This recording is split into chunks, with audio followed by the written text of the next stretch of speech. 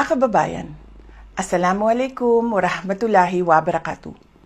Madayaw mayong adlaw kaninyong tanan. Magandang araw sa inyo lahat.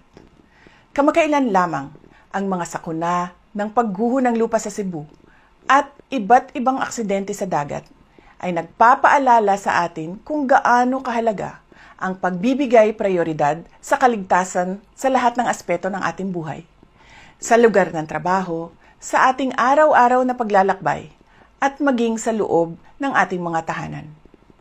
Habang may panibagong bagyong dumaraan sa ating bansa at sa mga susunod pa na sakuna, kinakailangan na gawin nating araw-araw na prioridad ang kaligtasan natin at ng ating mga mahal sa buhay.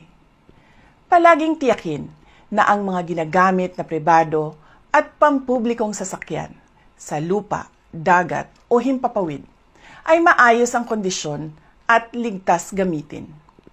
Makinig at sumunod sa mga travel advisories at babala ng PAG-ASA, Philippine Coast Guard at Civil Aviation Authority of the Philippines.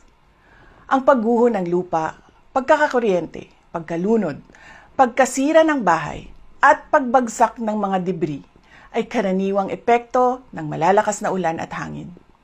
Tandaan na kahit lumabas na ng bansa ang bagyo, ang patuloy na pag-ulan ay maaari pa ring magdulot ng mga pagguho ng lupa ilang araw matapos ang bagyo. Itinayo namin ang Disaster Operations Center sa tanggapan ng Pangalawang Pangulo upang makipagtulungan sa mga lokal na pamahalaan sa pagbigay ng tulong sa ating mga kababayan. Ang DOC ay laging handa na magbigay ng suporta sa unang pagtugon ng mga lungsod at munisipalidad. Ang pagiging handa at maingat ay susi sa kaligtasan ng bawat isa.